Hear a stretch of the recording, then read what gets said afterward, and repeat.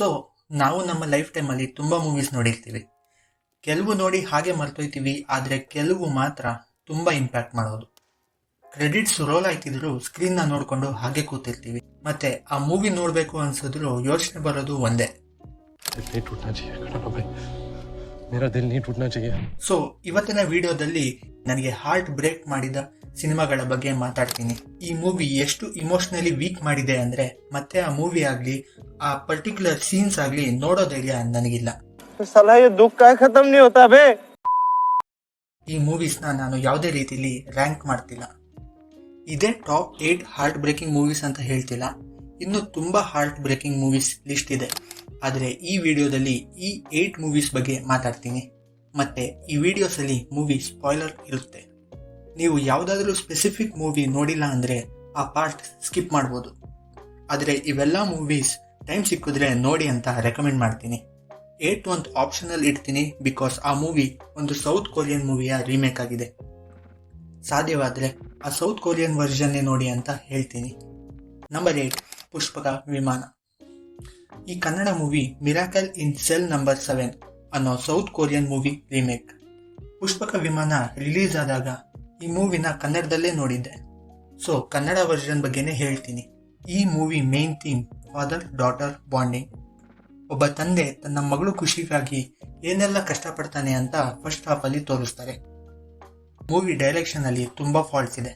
Unnecessary sequence, double meaning dialogues, ತುಂಬಾ time waste ಮಾಡಿದ್ದಾರೆ. Korean ಮೂವಿಲಿ ಇವೆಲ್ಲ ಇರೋಲ್ಲ ಅನ್ಕೊಳ್ತೀನಿ. ಆದರೆ ಈ ವರ್ಷನ್ ಆಫ್ ಸ್ಟೋರಿಲಿ ನನಗೆ ತುಂಬಾ ಇಷ್ಟ ಆಗಿದ್ದು Ramesh Aravind and Yuvina Parthavi on screen bonding. ಇದು ಮೂವಿಯ ಸೇವಿಂಗ್ ಪಾಯಿಂಟ್ ಕೂಡ, ಅಂಡ್ ಅದಕ್ಕೆ ಈ ಮೂವಿಯ ಕ್ಲೈಮ್ಯಾಕ್ಸ್ ತುಂಬಾ ಎಮೋಷನಲ್ ಆಗಿ ಕನೆಕ್ಟ್ ಆಗುತ್ತೆ. ಆ ಫೈನಲ್ ಗುಡ್ ಬೈ ಸೀಕ್ವೆನ್ಸ್ ಏನಿದೆ ಅದಂತೂ ಕಣ್ಣಲ್ಲಿ ನೀರು ತುಂಬಿಸುತ್ತೆ. ಆ ಸೀನ್ ಅಷ್ಟೊಂದು ಚೆನ್ನಾಗಿ ಬರೋಕೆ ಇನ್ನೊಂದು ಕಾರಣ ಅಂದ್ರೆ ಚರಣ್ ರಾಜ್ ಅವರ ಮ್ಯೂಸಿಕ್, ಅಂಡ್ ಆ ಸೀನ್ ಮತ್ತೆ ನೋಡೋಕೆ ತುಂಬಾ ಬೇಜಾರಾಗುತ್ತೆ. Number 7, $1 million baby. On the surface level ಇದು ಜಸ್ಟ್ ಒಂದು ಸ್ಪೋರ್ಟ್ಸ್ ಡ್ರಾಮಾ. ನಾನು ಈ ಮೂವಿ ಸ್ಟಾರ್ಟ್ ಮಾಡೋವಾಗ ಕ್ರೀಡ್ ಮೂವಿಯ ಫೀಮೇಲ್ ವರ್ಷನ್ ಇರಬೇಕು ಅಂತ ಅನ್ಕೊಂಡು ಸ್ಟಾರ್ಟ್ ಮಾಡಿದೆ, ಅಂಡ್ ಹಾಫ್ ವೇ ಥ್ರೂ ಅದೇ ಅನ್ಸಿತ್ತು.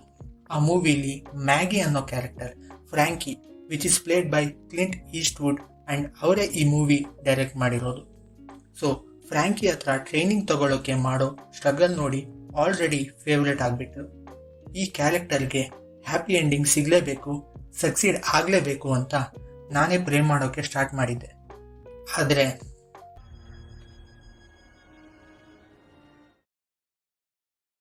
ಕ್ಲೈಮ್ಯಾಕ್ಸ್ಗೆ ಹೋಯ್ತಿದ್ದಂಗೆ ನಮಗೆ ಹೋಪ್ಲೆಸ್ ಫೀಲ್ ಆಗುತ್ತೆ. ಆ ಕ್ಯಾರೆಕ್ಟರ್ಗೆ ಆ ಡಿಫಿಟೆಡ್ ಎಂಡಿಂಗ್ ಡಿಸರ್ವಿಂಗ್ ಅಲ್ಲ ಅಂತ ಅನ್ಸುತ್ತೆ. ನಂಬರ್ 6, ಓಲ್ಡ್ ಬಾಯ್. ಈ ಮೂವಿ ನೋಡೋರಿಗೆ ಪಕ್ಕ ಗೊತ್ತಿರುತ್ತೆ ಈ ಮೂವಿ ಯಾಕೆ ನೋಡೋಕೆ ಆಗಲ್ಲ ಅಂತ. ಈ ಮೂವಿ ಬಗ್ಗೆ ಜಾಸ್ತಿ ಏನಂತ ಹೇಳಿ, ಈ ಮೂವಿನ ಕೊರಿಯನ್ ಜಾನ್ ವಿಕ್ ಇರಬೇಕು, ಕಂಪ್ಲೀಟ್ ಆಕ್ಷನ್ ಮೂವಿ ಅಂತ ಎಕ್ಸ್ಪೆಕ್ಟೇಷನ್ ಇಂದ ನೋಡಿದೆ. ಆದರೆ ಆ ಮೂವಿ ಸ್ಟೋರಿಲಿ ಟ್ವಿಸ್ಟ್ ಇರ್ತಲ್ಲ, ಯಪ್ಪ ಏನಂತ ಹೇಳೋಣ. ಒಂದು ವಿಜುವಲಿ ಆ ಸೀನ್ಸ್ ತೋರಿಸಿ ಏನೇನೋ ಫೀಲ್ ಮಾಡಿಸ್ತು, ಆದರೆ ಅದ್ರ ಹಿಂದಿನ ರಿಲೇಷನ್ ಏನಂತ ಗೊತ್ತಾದ ಮೇಲೆ ಅಂತೂ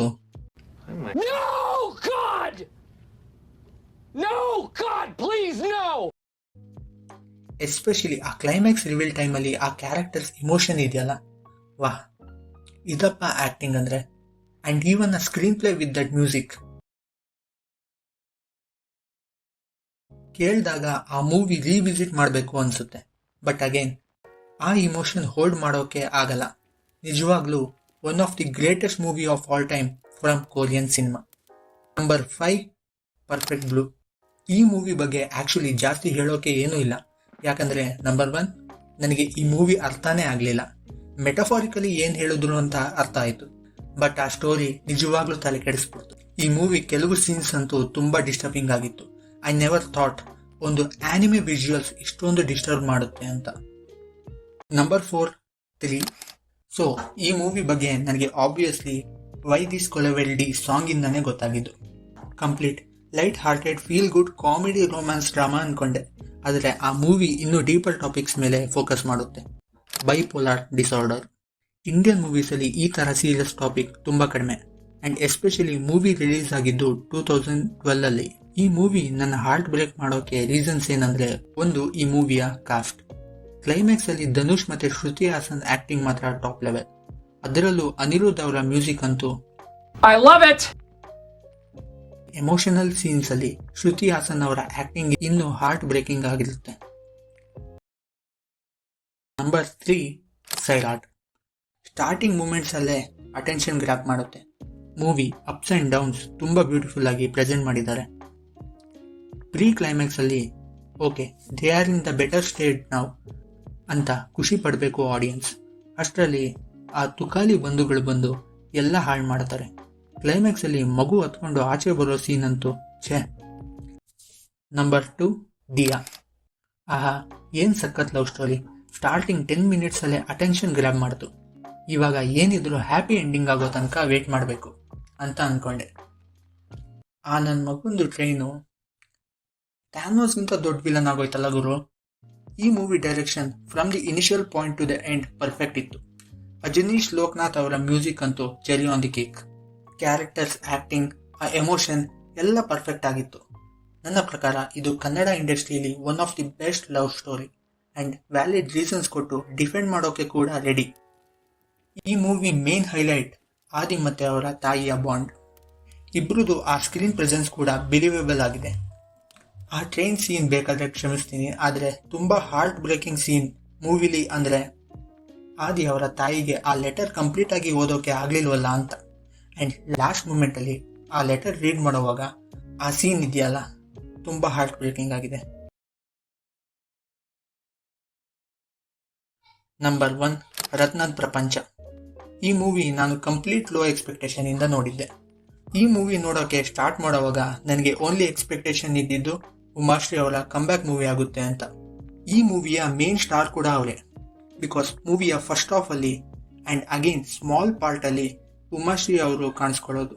ಅಂಡ್ ಈವನ್ ಸೆಕೆಂಡ್ ಹಾಫ್ ಅಲ್ಲಿ ಅವರ ಆಬ್ಸೆನ್ಸ್ ಇದ್ರೂ ಅವರ ಕ್ಯಾರೆಕ್ಟರ್ ಬಗ್ಗೆ ಕೇರ್ ಮಾಡೋಕೆ ಸ್ಟಾರ್ಟ್ ಮಾಡಿದೆ. ಲೀನಿಯರ್ ಆರ್ಡರ್ ಅಲ್ಲಿ ಹೇಳಬೇಕು ಅಂದ್ರೆ ಫಸ್ಟ್ ಹಾಫ್ ಹೈಲೈಟ್ ಸೀನ್ ಅಂದ್ರೆ ಮದರ್ಸ್ ಡೇ ಸೀನ್. ರತ್ನಾಕರನ್ನ ಸ್ಟೇಜ್ ಮೇಲೆ ಕರೆದು ತಾಯಿ ಬಗ್ಗೆ ಹೇಳು ಅಂದಾಗ ಡಾಲಿ ಅವರ ಕ್ಯಾರೆಕ್ಟರ್ನ ಹೆಸಿಟೇಷನ್, ಸರೋಜಾ ಬಾಯಲ್ಲಿ ಒಂದು ಆಂಟಿಸಿಪೇಷನ್ ಇರುತ್ತೆ. ಓ, ನನ್ನ ಮಗ ನನ್ನ ಬಗ್ಗೆ ಹೇಳ್ತಾನೆ, ಒಂದು ಪ್ರೌಡ್ ಮೂಮೆಂಟ್ ಇರುತ್ತೆ. ಅವನು ಏನು ಹೇಳದೆ ಇದ್ದಾಗ ಒಂದು ಡಿಸಪಾಯಿಂಟ್ಮೆಂಟ್ ಇರುತ್ತೆ.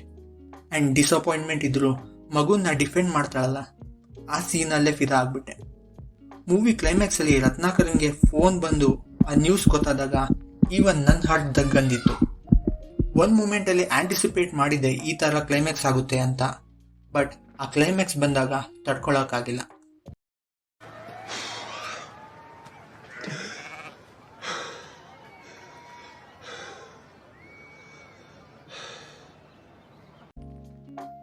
ಸೊ ಇದಾಗಿತ್ತು ನನ್ನ ವಿಡಿಯೋ. ನಿಮಗೆ ಈ ತರ ಎಕ್ಸ್ಪೀರಿಯನ್ಸ್ ಕೊಟ್ಟ ಮೂವಿ ಇದ್ರೆ ಕಮೆಂಟ್ ನಲ್ಲಿ ತಿಳಿಸಿ.